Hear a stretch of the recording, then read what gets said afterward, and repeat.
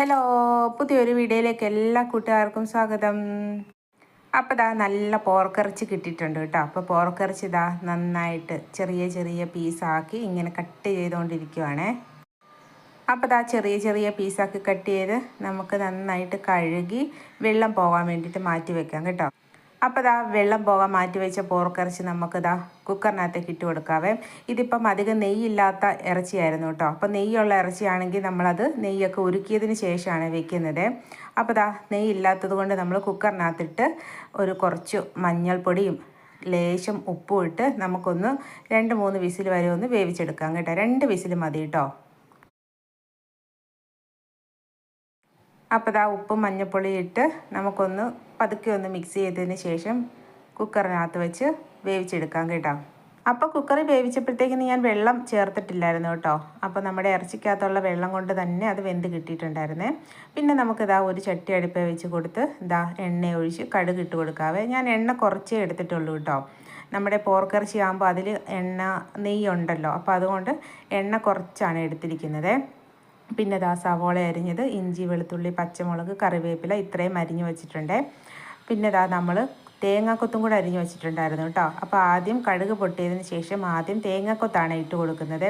അപ്പോൾ നമ്മൾ ഇതുപോലെ ഇറച്ചിക്കറിക്കൊക്കെ ഇങ്ങനെ തേങ്ങാക്കൊത്തൊക്കെ ഇട്ട് നമ്മളൊന്ന് കറി വയ്ക്കുകയാണെങ്കിൽ ഒരു പ്രത്യേക ടേസ്റ്റ് ആയിരിക്കും കേട്ടോ.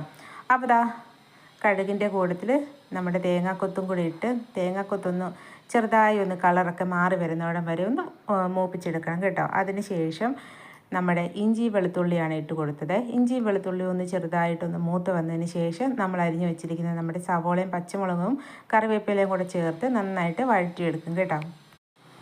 അപ്പോൾ ഇതാ സവോളയും പച്ചമുളകും ഇട്ട് കറിവേപ്പിലയും കൂടെ ഇട്ട് നമുക്ക് സവോള നന്നായിട്ട് വഴറ്റിയെടുക്കാവേ. പിന്നെ നമ്മുടെ സവോള പെട്ടെന്ന് വഴന്ന് വരാൻ വേണ്ടി ഒരു ലേശം ഉപ്പും കൂടി ചേർക്കുന്നുണ്ട്. അപ്പോൾ നമ്മൾ ഇന്ന് നമ്മുടെ പോർക്ക് കറി വെക്കുന്നത് നമ്മളൊരു ചെറിയ ഫ്രൈ രീതിയിലാട്ടോ. നല്ല കുരുമുളകൊക്കെ ഇട്ട് നല്ല ഫ്രൈ ആയിട്ടാണ് വെക്കുന്നത്. അപ്പോൾ നമ്മൾ പോർക്ക് കറിക്കാണെങ്കിലും നമ്മുടെ ബീഫ് കറിക്കൊക്കെ ആണെങ്കിലും കുരുമുളകൊക്കെ ഇട്ട് നന്നായിട്ട് ഫ്രൈ ചെയ്ത് കഴിയുമ്പോഴത്തേക്കും ഒരു പ്രത്യേക ടേസ്റ്റ് ആയിരിക്കും കഴിക്കാൻ വേണ്ടിയിട്ട്. അപ്പോൾ നമ്മുടെ ഈ കറിക്ക് കുരുമുളകാണ് കൂടുതലായിട്ട് ചേർക്കുന്നത്. അപ്പോൾ ദാ നമ്മുടെ കുക്കർ വിസിലൊക്കെ പോയിട്ടുണ്ടായിരുന്നേ.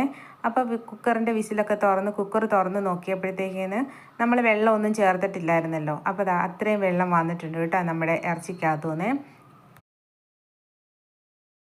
അപ്പം നിങ്ങളൊക്കെ പല രീതിയിലായിരിക്കും അല്ലേ പോർക്കിറച്ചിയൊക്കെ കറി വെക്കുന്നത്. ഞാൻ ഈ രീതിയിലും വെക്കാറുണ്ട്, കറി പോലെയും വെക്കാറുണ്ട് കേട്ടോ. അപ്പോൾ ദാ നമ്മുടെ കൂട്ടുകാരെല്ലാവരും വീഡിയോ കാണുന്ന കൂട്ടുകാരൊക്കെ ഇഷ്ടപ്പെടുവാണെങ്കിൽ നമ്മുടെ ചാനൽ സബ്സ്ക്രൈബ് ചെയ്ത് നമ്മളേക്ക് ഒന്ന് സപ്പോർട്ടും കൂടി ഒന്ന് ചെയ്തേക്കണം കേട്ടോ.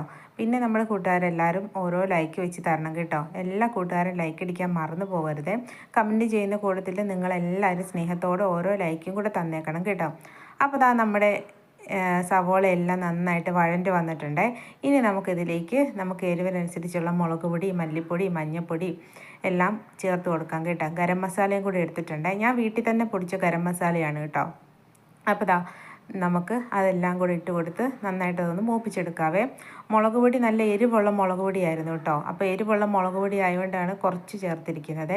ഒരു 2-2.5 സ്പൂണേ ചേർത്തിട്ടുള്ളൂ കേട്ടോ. പിന്നെ നമ്മൾ കുരുമുളകാണ് കൂടുതലിടുന്നത്.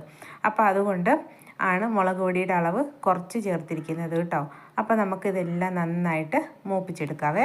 അപ്പം ഞാനാണെങ്കിൽ സവോള വഴറ്റാൻ നേരം കുറച്ച് എണ്ണയെ ചേർത്തിട്ടുണ്ടായിരുന്നുള്ളേ. കാരണം നമ്മുടെ പോർക്ക് കറിക്കൊക്കെ നെയ്യ് അധികമാണല്ലോ. അപ്പോൾ അതുകൊണ്ട് ആ എണ്ണയും പിന്നെ പോർക്ക് കറിയുടെ എണ്ണയും കൂടി ആകുമ്പം അധികം കൂടുതൽ എണ്ണക്കറിയായി പോകും. അതുകൊണ്ടാണ് ഞാൻ സവോള വഴറ്റാൻ നേരം കുറച്ച് എണ്ണയിൽ വഴറ്റിയെടുത്തത്.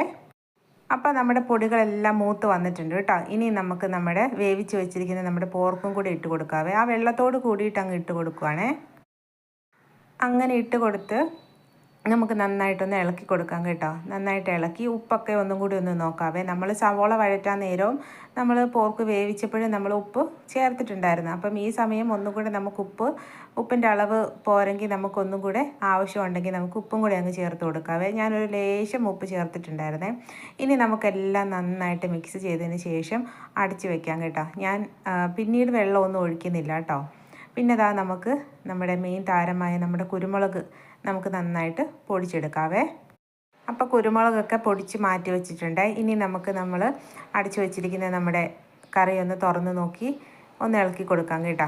അപ്പോൾ ആ കറിയുടെ വെള്ളമൊക്കെ ഏകദേശം ഇങ്ങനെ ചാറുണ്ടായിരുന്നല്ലോ, അതൊക്കെ ഒന്ന് പറ്റി വന്നിട്ടുണ്ട്. ഇനി നമുക്ക് പൊടിച്ച് വെച്ചിരിക്കുന്ന നമ്മുടെ കുരുമുളകും കൂടി ചേർത്ത് കൊടുക്കാം കേട്ടോ.